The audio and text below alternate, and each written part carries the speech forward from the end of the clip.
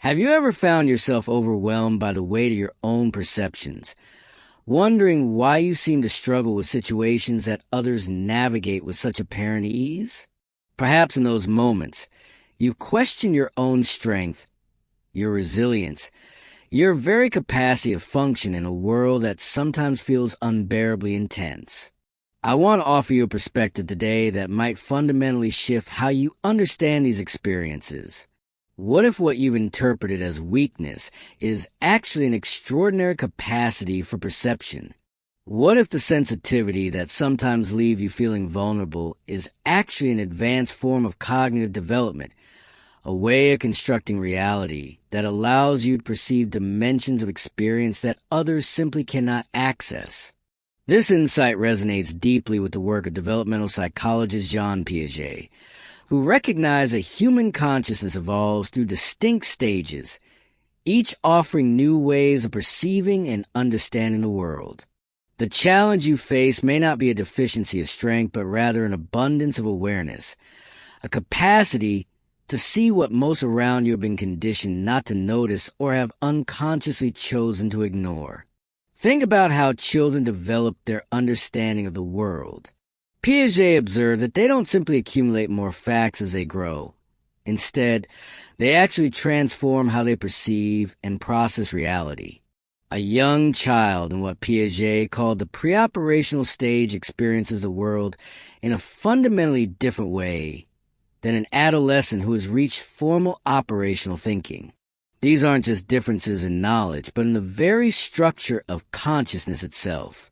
Similarly, what you experience as heightened sensitivity or overwhelm may actually be the result of perceptual structures that have evolved beyond those of many around you. You haven't failed to develop the protective filters that allow others to move through difficult situations with apparent ease. Rather, you develop a more sophisticated way of constructing reality that includes awareness of subtle energies, unspoken emotional currents, and systemic patterns that others simply don't register. This more complex perceptual framework brings both gifts and challenges. On one hand, you likely sense nuances in relationships, perceive unacknowledged dynamics in groups, and recognize patterns in systems that others miss entirely. Your construction of reality includes dimensions of experience that many around you haven't yet integrated into their understanding. This isn't because you're imagining things or being too sensitive.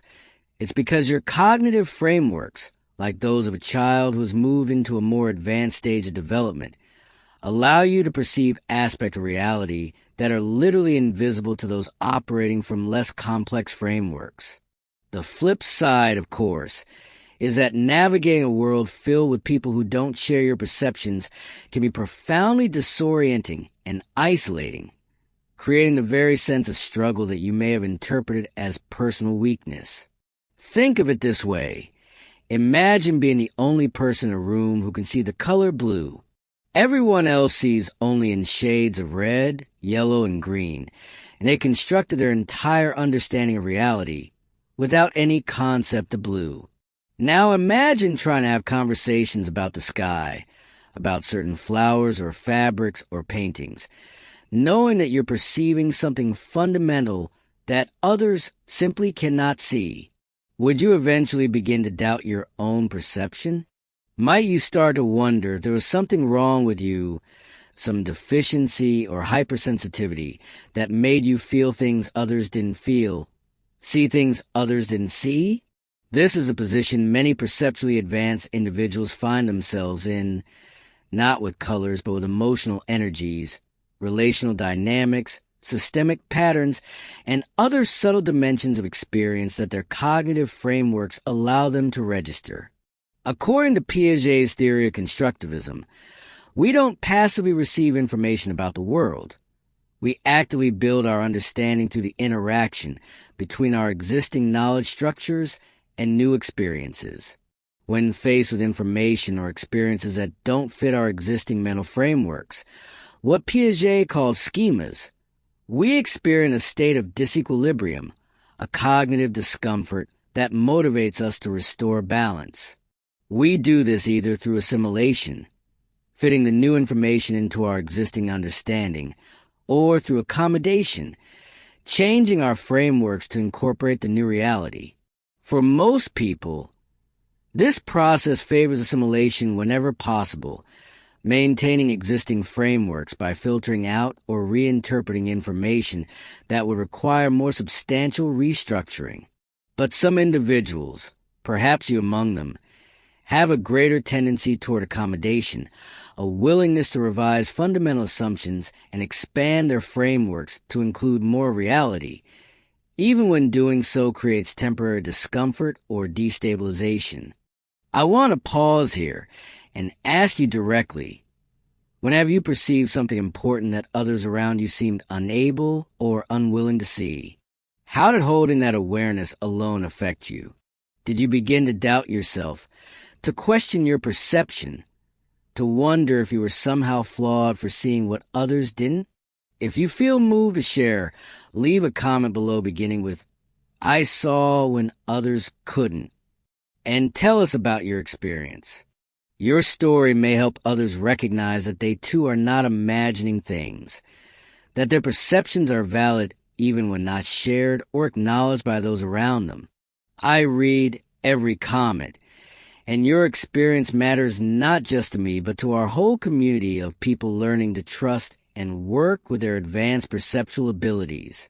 This difference in perceptual frameworks explains so much about why certain environments and relationships feel more challenging for you than they seem for others.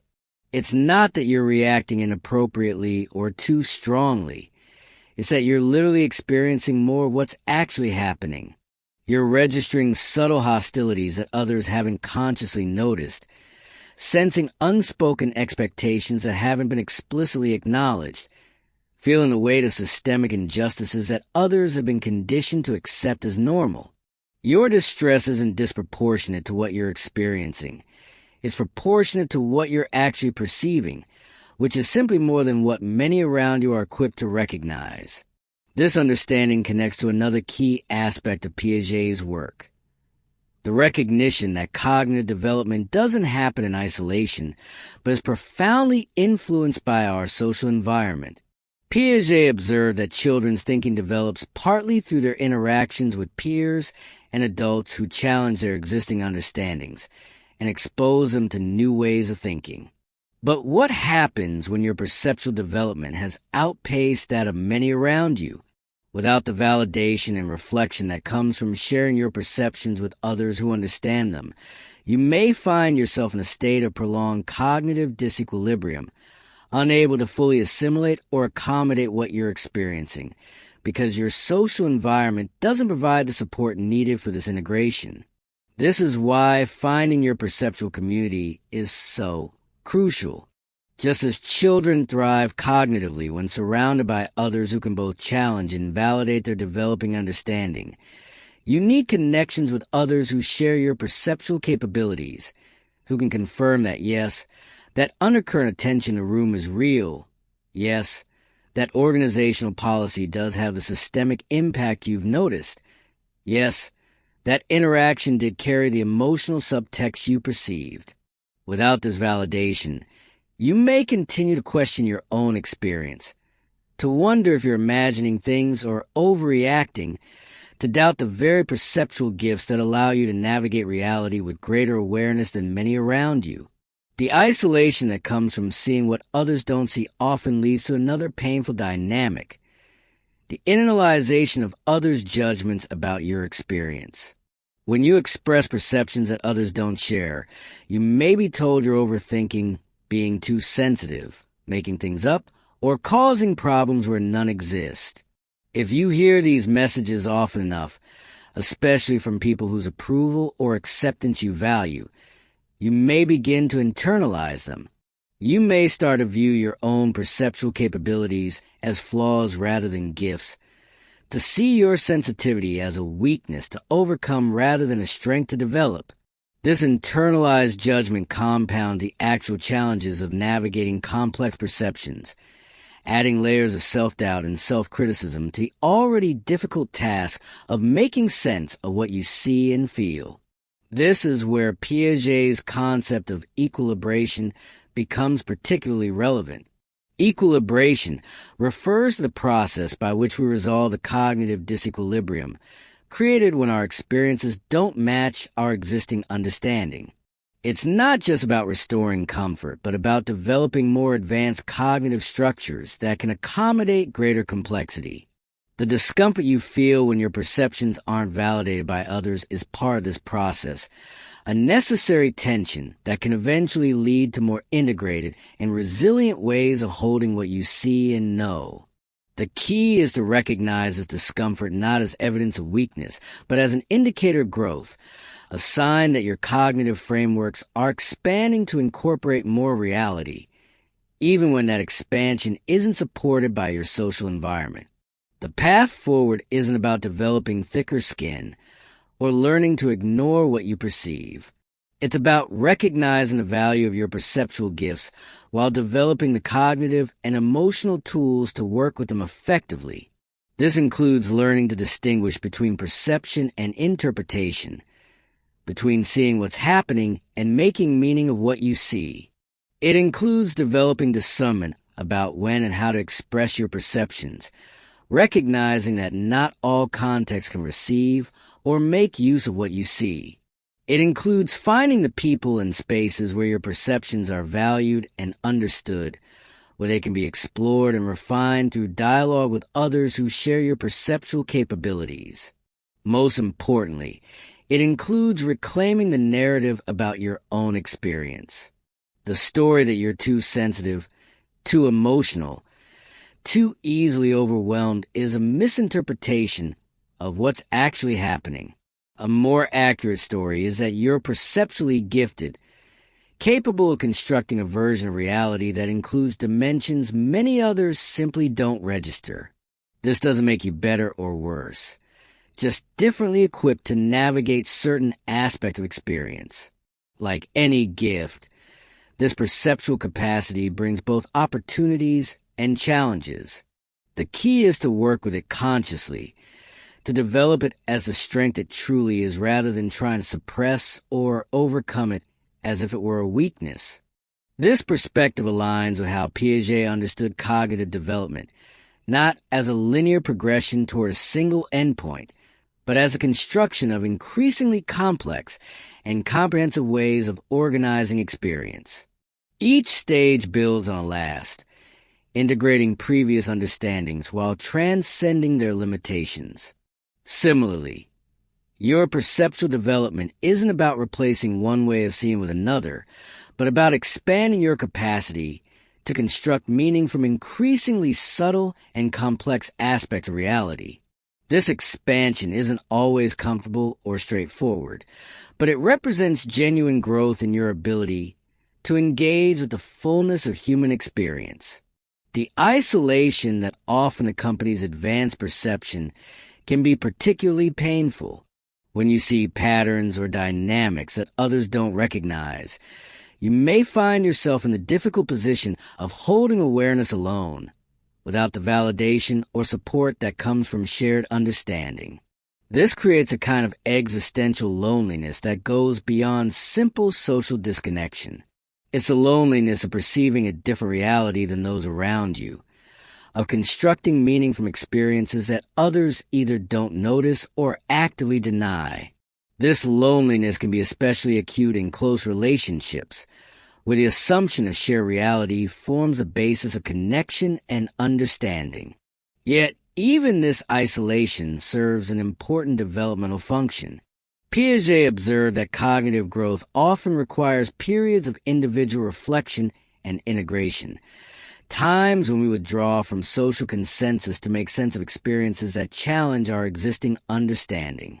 Similarly, the periods of isolation that come with seeing what others don't see create space for you to develop your own relationship with your perceptions, to learn to trust and work with them even without external validation. This doesn't mean you should remain isolated indefinitely. Connection and community are essential for healthy development, but it does mean that the periods of feeling separate and misunderstood are not simply painful trials to endure, but necessary phases in the development of your unique perceptual gifts. If something in these words has resonated with your soul, if you felt that recognition that comes when someone finally puts language to an experience you struggle to articulate, I invite you to join our community of perceptually gifted individuals walking this path together. By subscribing to this channel, you're connecting with others who understand what it means to see what many around you cannot or will not see. Each video is created as an offering to those navigating the sometimes challenging terrain of advanced perception, providing perspectives and frameworks that might help you make sense of your unique way of experiencing the world. This isn't about numbers or metrics. It's about creating a space where your perceptions are honored and your developmental journey is supported. The work of integrating advanced perception isn't just personal but collective. As more individuals learn to trust and express what they see, our shared understanding of reality expands to include dimensions of experience that have previously been marginalized or denied. This is how human consciousness evolves. Not all at once, but through the courageous seeing and speaking of individuals willing to hold awareness that hasn't yet entered collective understanding. Your struggle to make sense of what you perceive, to find language for experiences that others don't recognize, to maintain your own equilibrium while holding awareness that creates disequilibrium in systems around you. All of this is part of a larger evolutionary process that depends on precisely perceptual gifts you bring.